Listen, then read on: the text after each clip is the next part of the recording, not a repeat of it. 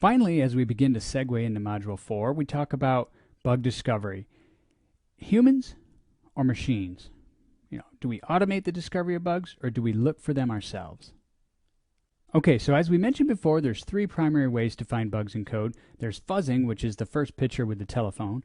There's automated static analysis, which is this picture in the middle. And then there's manual code auditing, which is the picture of the computer on the right. And each one has its pros and cons. And in the next section, Module 4, we're going to cover the static analysis. In Module 5, we're going to cover manual analysis. And fuzzing we'll save for the fuzzing course. But in general, fuzzing finds those complex bits, if you like, mutating bits and bytes in a network packet, for example. If that code were hard to read, that might be a great way to test that code.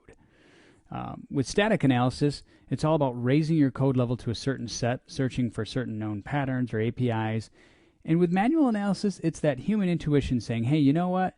The JavaScript event handling routines in browser code, those have been susceptible to use after free bugs. I've seen it in the past. I bet you they're in this code base as well. Let me manually dig into those now. So as we close this third module, we remember that bugs can manifest in a number of ways, but failure to properly sanitize the data is probably the most common. And we talked about three areas where those bugs tend to hide: in the attack surface, in dark corners, and in complex code. Finally, we mentioned three ways that we can find them: fuzzing, static analysis, and manual analysis. So let's jump right into Module 4, static analysis.